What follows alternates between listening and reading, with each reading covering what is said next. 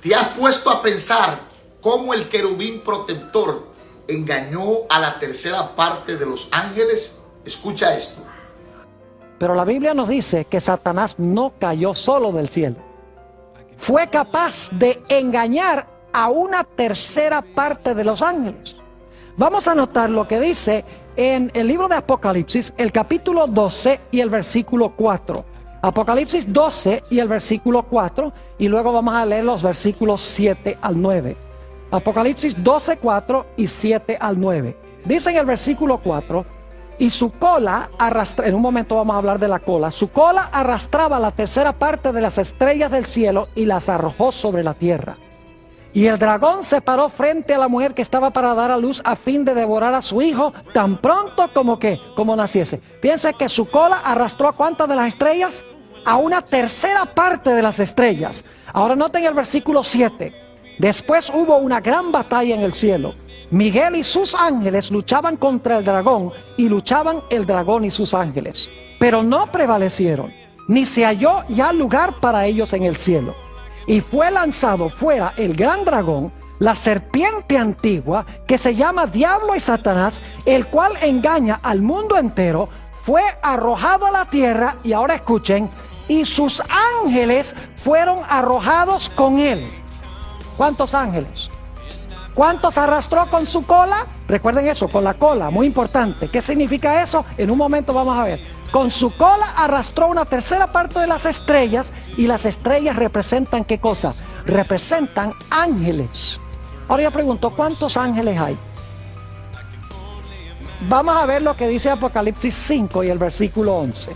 Apocalipsis 5, 11, para que ustedes vean cuántos se llevó Satanás. En este mundo, mis queridos amigos y hermanos, está lleno de demonios.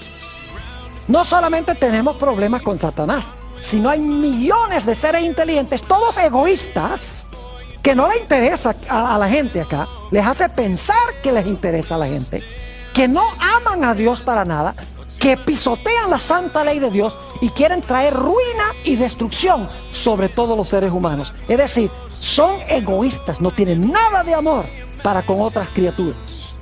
Dice allí, ¿dónde dije yo? En Apocalipsis 5, ¿qué? 11, muy bien. Dice allí en cuanto al número de los ángeles, y miré y oí la voz de muchos ángeles alrededor del trono, y de los seres vivientes, y de los ancianos, y su número era millones de millones. Saben que en el griego no dice millones de millones, dice 10,000 por 10,000 y miles de miles, porque en el griego no hay una palabra millón, así que lo que hace es multiplicar miles. En inglés dice 10,000 times 10,000 and thousands of thousands. En otras palabras, miles de millones, billones de ángeles. Entonces yo pregunto, si este personaje se llevó una tercera parte, ¿hay muchos demonios en el planeta Tierra?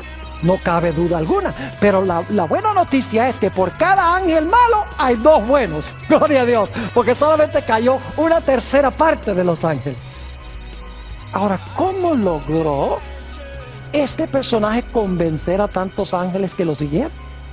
Que fueran egoístas, que no se preocuparan por el bienestar de Dios ni los demás ángeles, sino yo quiero sentarme en el trono, yo quiero ser el más grande, mire qué lindo soy yo, mire qué sabio soy yo. ¿Qué es lo que llevó a los ángeles a escuchar lo que decía este querubín cubridor? Vayan conmigo a Ezequiel, el capítulo 28 y el versículo 16. Ezequiel, el capítulo 28 y el versículo 16. Hay una palabrita muy interesante que se usa aquí, que yo quiero recalcar ahora. Ezequiel 28, 16. Y voy a leer solamente la primera mitad del versículo. Dice, a causa de la multitud de tus contrataciones, fuiste lleno de iniquidad y pecaste. ¿Qué es eso de a causa de la multitud de tus contrataciones? ¿Qué es eso de contrataciones? Fuiste lleno de iniquidad y pecaste. Esa palabra contrataciones, adquirimos en español la palabra contrato. Es decir, es un trato o un convenio que se hace entre una persona y otra. Ahora, esta misma palabra se encuentra en otros sitios del Antiguo Testamento y nos ayuda a entender lo que esta palabra significa. Vayan conmigo al libro de Ezequiel, el capítulo 22 y el versículo 9. Ezequiel 22, 9. Es la misma palabra, pero quiero que noten cómo se traduce. Se explica mejor lo que significa la palabra. Ezequiel, el capítulo 22 y el versículo 9. Y nunca sabrían que es la misma palabra hebrea porque se traduce de una forma diferente. Dice en el versículo 9, calumniadores hubo en ti para derramar sangre, y sobre los montes comieron en ti, hicieron en medio de ti perversidades. ¿Saben que la palabra calumniadores es la misma palabra contratación?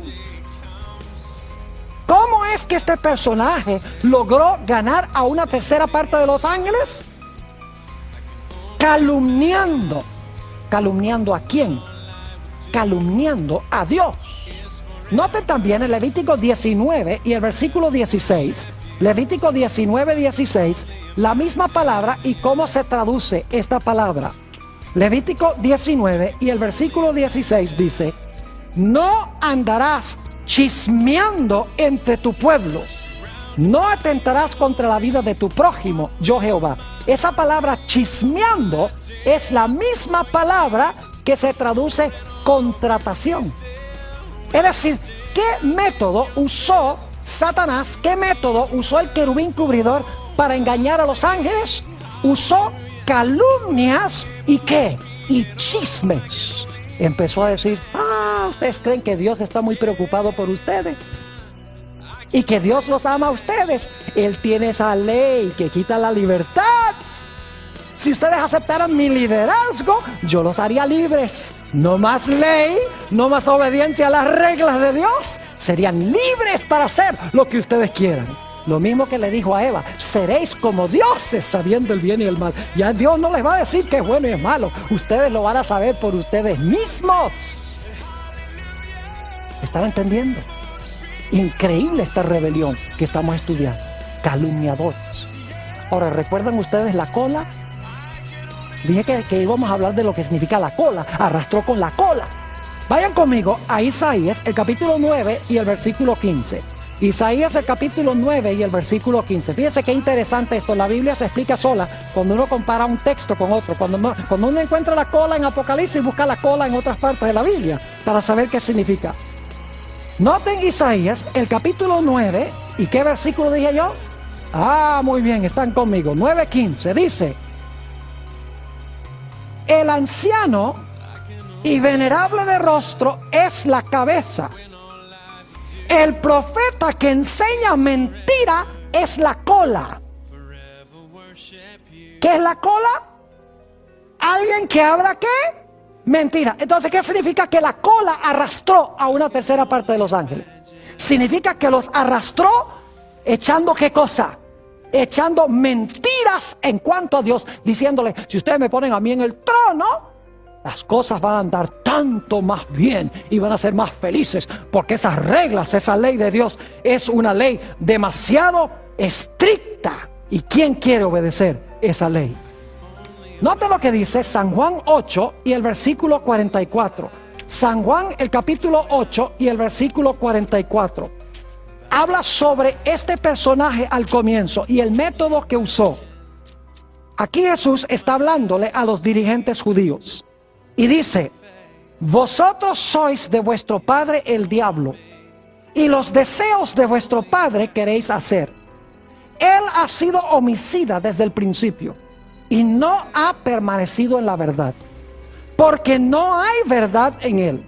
Cuando habla mentira, de suyo habla, porque es mentiroso y padre de ¿qué? Y padre de mentira. Ahora yo pregunto, cuando viene una persona y les dice a ustedes, ustedes no tienen que guardar la ley. La ley fue clavada en la cruz. La ley no es para el cristiano. Si estamos bajo el Espíritu Santo, ya para el cristiano la ley no es importante. ¿La voz de quién es esa? Esa no es la voz de Dios. Porque el libro de Apocalipsis dice que al final de la historia, Dios va a tener a un pueblo que guarda los mandamientos de Dios y tiene el testimonio de Jesucristo. Inclusive dice en Apocalipsis 14:12, aquí están los que guardan los mandamientos de Dios y la fe de Jesús. El diablo es el que quiere pisotear la ley. El diablo es el que quiere causar riñas, divisiones y peleas entre los seres humanos. Y todo se debe a quebrantar la ley. Si todo el mundo guardara los 10 mandamientos, este mundo sería un paraíso. Los padres estarían seguros, no habría peligro de adulterio, no habría gente matando gente, podrían irse de la casa y dejar la puerta abierta porque nadie les robaría nada, todo el mundo adoraría a Dios, habría paz, no habría cárceles, no habría policías, no habría hospitales, nada de esas cosas. Pero es porque transgredimos la ley de Dios que vienen todas estas calamidades en el mundo. Ahora yo pregunto, ¿será que este personaje va a existir para siempre o será que va a llegar a su final? Mis queridos amigos y hermanos, no hay duda de que va a llegar a su final. Yo quiero leer en cuanto al final de este personaje. Y claro, durante el transcurso del seminario vamos a hablar de la batalla entre Jesús y Satanás. Hay un tema que se titula El duelo en el huerto. Viene muy pronto y les voy a hablar ahí un poco más sobre cómo Jesús lucha con Satanás para que finalmente sea destruido, como voy a leer ahora. Note lo que dice Ezequiel, el capítulo 28 y los versículos 18 y 19. Ezequiel 28 y los versículos 18 y 19. Hablando del final de este personaje, dice: con la multitud de tus maldades y con la iniquidad de tus contrataciones, profanaste tu santuario. Yo pues saqué fuego de en medio de ti, el cual te consumió. Y te puse, ahora escuchen bien, en ceniza sobre la tierra a los ojos de todos los que te miran. Todos los que te conocieron de entre los pueblos se maravillarán sobre ti. Espanto serás y para siempre dejarás de ser. Noten que será reducido a cenizas y dice que para siempre dejará de ser. En la antigüedad había una tradición entre los babilonios de la época de Nabucodonosor. Yo no sé si ustedes han salido en la mañana y han visto una estrella en el cielo que como que no quiere desaparecer, que es Venus. ¿Se han dado cuenta? Es la última estrella. El sol se está medio levantando y esa estrella está todavía ahí en el cielo. Pues nosotros sabemos que científicamente lo que voy a decir no es cierto, pero es una comprensión que tenían los antiguos. Ellos pensaban que esa estrella era una estrella usurpadora que quería gobernar en el cielo. Y que se quedaba allí porque quería ser una estrella gobernadora. Pero luego creían los babilonios que cuando el sol se levantaba en el oriente, tomaba a esa estrella, la agarraba y la tiraba con toda su fuerza al abismo para que el sol pudiese gobernar en los cielos. ¿Saben que la Biblia habla de 2 estrellas? En el libro de Isaías, el capítulo 14 y el versículo 12, habla de Lucifer como el lucero de la mañana o la estrella de la mañana. Pero en Apocalipsis 22, 16 dice que Jesús es la verdadera estrella de la mañana.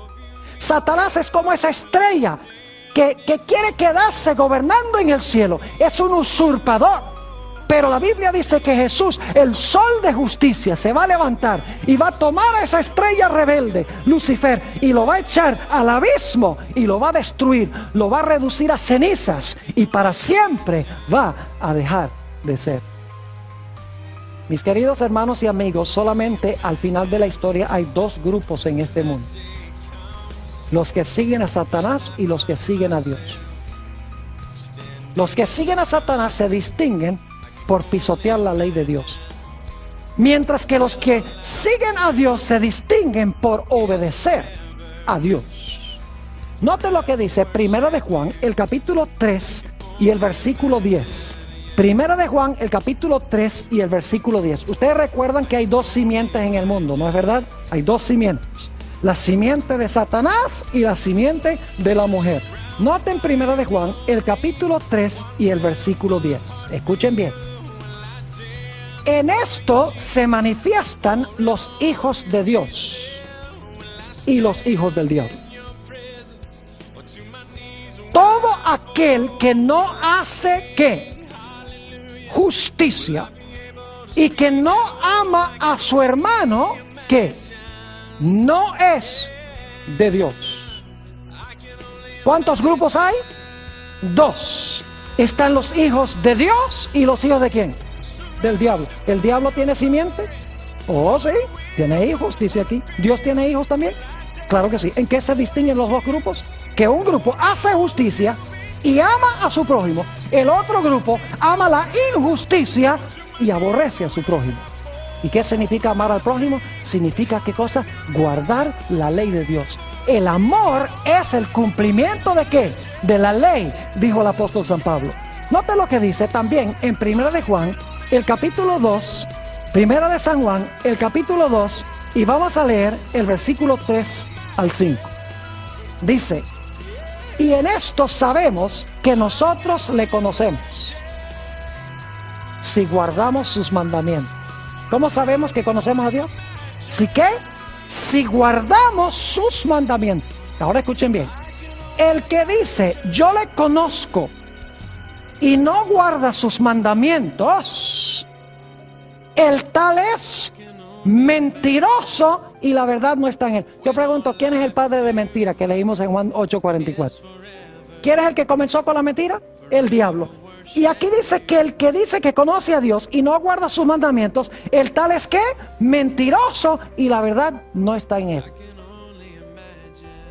Me temo que hay muchos ministros hoy en día que están enseñando no doctrinas de Dios, cuando dicen que la ley fue clavada en la cruz, que el cristiano no tiene que guardar la ley, que el cristiano no puede guardar la ley. Mis queridos hermanos y amigos, los que están escuchando también por televisión, los que están viendo vía satélite, yo quiero decirles, mis queridos amigos, que la mayor evidencia que podemos dar de ser seguidores de Dios es que guardamos sus mandamientos. Algunos dicen, pero pastor, ¿no se pueden guardar? Sí se pueden guardar cuando amamos a Jesús. Porque Jesús declaró en San Juan 14 y el versículo 15, si me amáis, guardad mis mandamientos. Algunos dicen, pero pastor Bor, los mandamientos son una carga muy grande. Note lo que dice en 1 de Juan, el capítulo 5 y el versículo 2 y 3. 1 de San Juan, el capítulo 5 y los versículos 2 y 3. Dice aquí lo siguiente.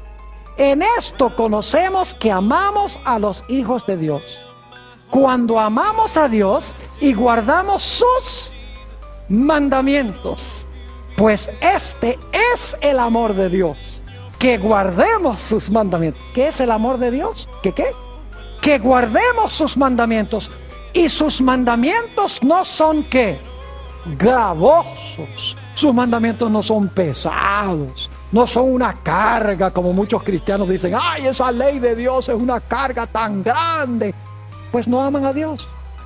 Porque cuando amamos a Dios, será nuestro deleite obedecer a Dios. No vamos a escuchar la voz de Satanás, ese querubín que se rebeló contra la ley, que estaba en el arca, que pecó contra Dios desde el principio, que mintió, arrastró una tercera parte de los ángeles para que ellos desobedecieran la ley de Dios también. No vamos a estar en ese grupo, vamos a estar del lado de Dios, vamos a exaltar la ley y vamos a hablar bien de la ley, porque amamos a Dios. Vamos a querer guardar sus mandamientos. ¿Saben que según el libro de Apocalipsis, en los últimos días Satanás va a estar furioso con aquellos que guardan los mandamientos de Dios?